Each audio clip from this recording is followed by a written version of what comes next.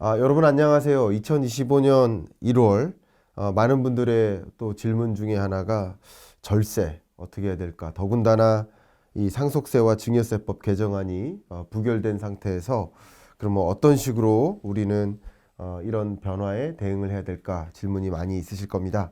이 부분 속 시원히 답변해 주실 염지훈 세무사님 모셔서 좀 토론을 좀 진행해 보도록 하겠습니다. 안녕하십니까? 안녕하십니까? 네. 네. 일단 뭐 처음 저희 채널 출연하셨으니까 인사 한번 우리 시청자분들께 부탁드리겠습니다. 네. 2024년 8월에 국세청에서 22년 근무하다가 퇴직하고 새롭게 세무사로서의 역할을 시작한 염지훈 세무사입니다. 네. 아유, 네. 감사합니다. 네. 이제 소위 말하는 국세청 아는 형, 네, 맞습니다. 예, 예. 제가 그렇게 돼 있습니다. 전 지금. 국세청 직원분이 네. 직접 우리 이 상속세, 증여세, 뭐 절세 여러 부분에 대해서 충분히 답변 주실 거라고 보겠습니다. 네. 일단 아까 제가 화두를 던졌던 것처럼 이 상속증여세법 네. 이 개정안이 부결됐지 않습니까? 이 개정안의 원래 내용이 뭐였고 결국 이런 것들이 이런 결과가 어떤 영향을 미칠 것인지 이 부분 좀 설명 부탁드리겠습니다. 네. 이번 상속증여세법 개정안은 전부 다 부결이 됐다. 의외의 결과라고 저도 생각하고 있고요. 그 주요 내용을 말씀드리자면 최고 세율이 과세표준 30억 이상에 대해서 50% 세율을 적용하던 걸 10억 이상에 대해서 40%, 최고 세율을 10% 낮추는 게 1번이었고요. 네. 그거 당연히 부결됐고, 두 번째는 상속 공제에 있어서 자녀 한 명당 5천만 원이라는 공제 금액을 5억으로 늘리고 그에 따른 따라서 자녀들이 많으면 기초공제에다가 자녀 한 명당 5억 원을 공제받으면 기존에 일괄 공제 5억을 받던 것보다는 그 공제 금액이 뭐 10억 이상 공제를 받을 수 있는 그런 상황이 될 수 있었는데 마찬가지로 부결. 그리고 또 세 번째 거는 정말 안타까워요. 과세 표준이 당초에는 1억까지가 세율 10% 구간이었는데 1억을 더 늘려서 2억까지 세율 10%를 적용하겠다. 이거 어떻게 보면 좀 부자 감세하고는 관련이 없는 일반인들한테 더 많이 해당이 되는 단돈 1,000만 원짜리 감세였는데 이것마저도 부자 감세라는 전체 타이틀 속에서 부결될 수밖에 없는.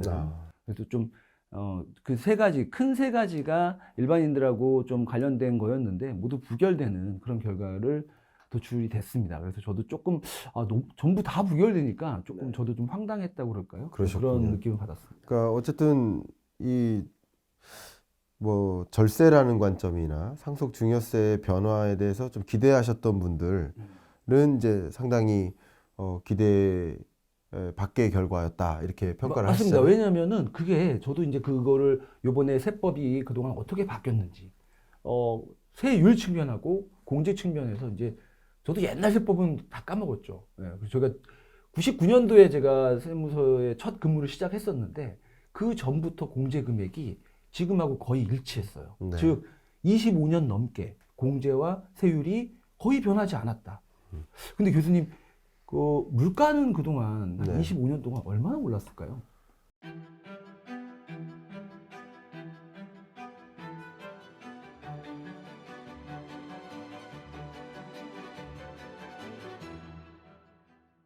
연평균 약 한 2% 정도씩 올랐다고 볼 수 있겠죠. 연평균. 그러면 그렇게 쌓이면 네. 거의 25년 동안 네. 100%, 2배 이상의 물가 상승. 복리니까요. 그렇죠. 예. 그러니까 물가는 2배 이상 올랐고요. 예. 부동산도 제가 여기 오면서 이제 한번 생각을 해봤는데 과연 부동산은 25년 동안 얼마나 올랐을까?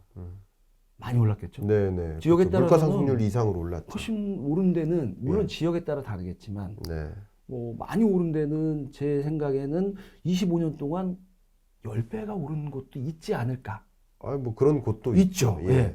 그래서 부동산과 물가는 상승하면서 상속세 과세 대상은 그 금액은 늘어나는데 그에 따른 공제 금액과 세율은 25년 전과 멈춰 있다면 어떻게 보면 상속세 납부할 사람은 점점 늘어나고 그에 따른 세금도 1인당 내야 될 그 세금도 계속 늘어나고 있는 그런 현실에서 정말 오랜만에 세법 개정안이 올라갔는데 그대로 부결이 됐다.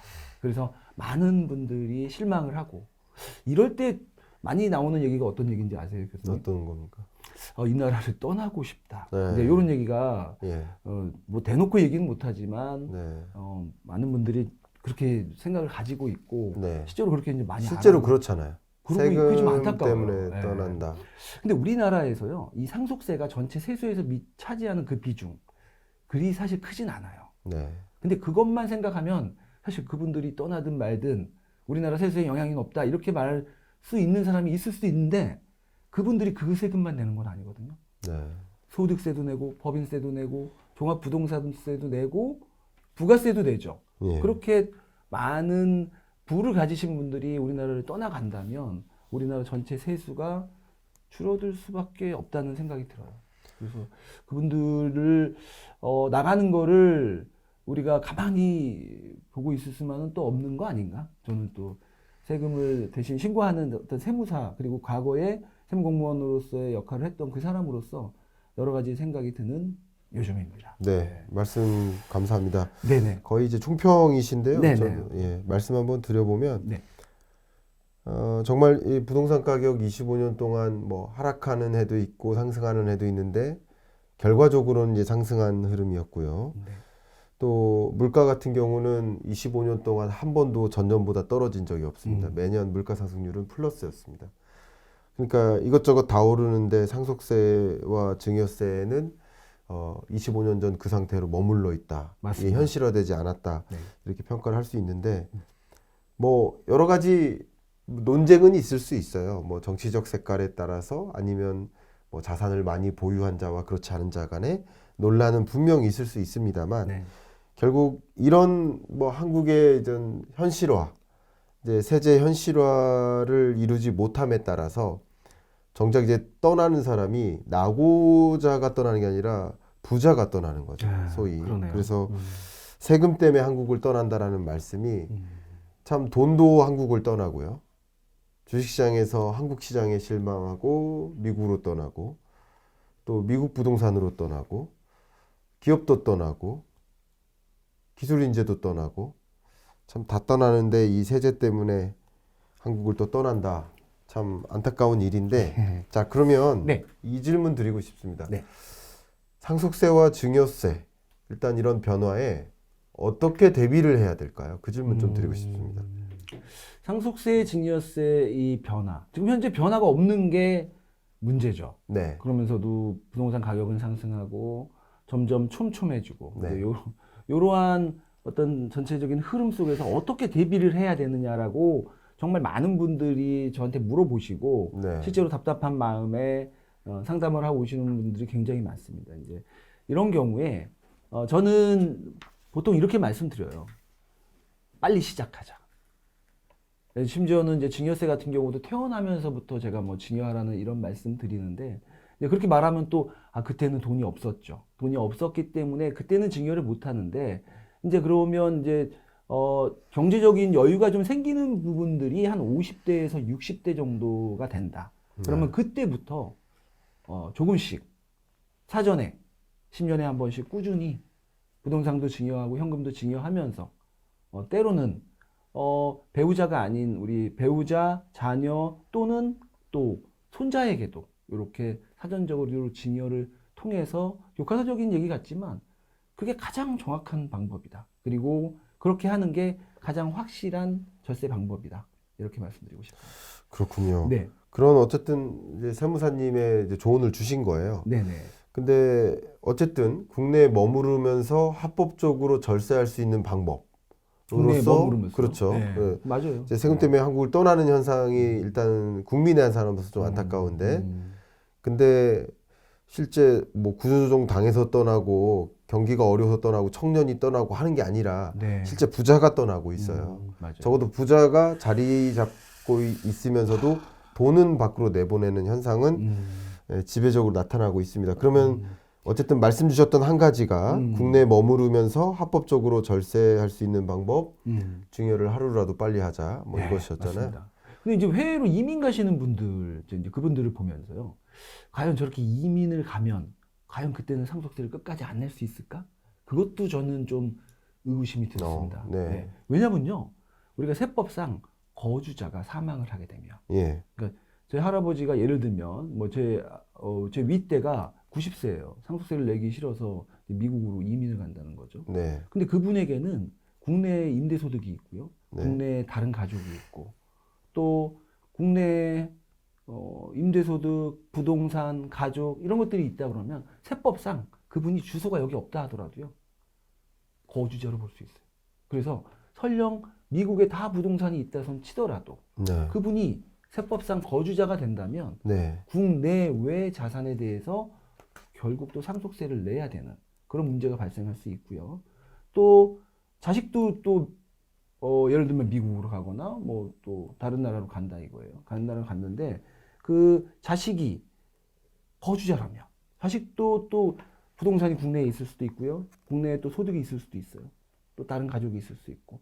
따라서 우리가 말하는 이민의 개념과 세법상 거주자의 개념은 다를 수 있다. 따라서 내가 이민을 갔기 때문에 나는 우리나라에서 세금을 안 낸다? 네. 그 개념하고는 또 다르기 때문에 이 세법상 거주자의 개념을 알고 그리고 행동에 옮겨야 된다. 예, 이런 말씀 드리고 싶습니다. 그러니까 이민을 떠나도 네. 세금을 피할 수 없다라는 거죠. 기본적으로는. 그렇죠. 이제 예를 들면 우리나라하고 완전 연을 차단하지 않는 이상. 그렇죠. 네. 완전 차단한다는 건 국내 부동산도 없어야 되고 소득세 없어야 되고요. 모든 가족이 다 외국으로 간다든가 뭐 이런 초저한 방법 아니면 네. 세법상 거주자로 취급될 수 있다라는 점을 알고는 계셔야 될 거예요. 이거는 좀 많은 분들이 오해하고 맞습니다. 계셨던 예. 걸 수도 있겠네요. 이민 가면 답이 되겠다. 네, 맞습니다. 그래서 우리가 이제 세법상 거주자의 개념 다시 한번 말씀드리면 세법상 거주자는 국내에 주소가 있거나 그 다음에 주소는 없다 하더라도 183일 이상 거소를 둔 자인데 여기서의 그 주소가 주민록상 주소가 아니라는 거죠. 그 네. 주소는 가족, 제가 아까 세 개를 얘기했죠. 소득가, 그 다음에 부동산, 네. 그리고 가족 이런 것들이 국내에 있으면서 주소라고 말하는 건 그것도 물리적인 개념이 아니다. 경제적인 측면이 있다. 따라서 그런 것들을 종합 고려해서 거주자로 취급될 수도 있다라는 점을 그래서 세법이 좀 어렵습니다. 세법에 있어서 이 거주자 판단 하나만 갖고도 정말 무수히 많은 사례가 있고요. 국내에서 며칠 안 있었다 하더라도 그 사람이 거주자가 될 수도 있다는 거죠. 그렇군요. 네. 말씀 주신 조언들이 특히나 나 세금 피하려고 이민 가야 되나 이렇게 망설이셨던 분들께 더 큰 조언이 되지 않았을까. 더 정밀하게 따져보고 이민을 가신다 하더라도 준비를 하셔야 되지 않을까 이런 생각을 합니다. 마침 소위 이제 국세청 세무사, 이 국세청 아는 형, 우리 선생님께서 가장 완벽한 세금 절세 기술이라는 책을 또 내주셨어요. 굉장히 따끈따끈한데요. 참 연초에 어떻게 이런 세금 절세 해야 될지 고민하시는 분들께 합법적인 범위 내에서 그래도 이게 탈세가 아니라 절세니까요. 어떻게 할지를 고민하시는데 오늘 이야기와 책이 도움이 되길 바랍니다.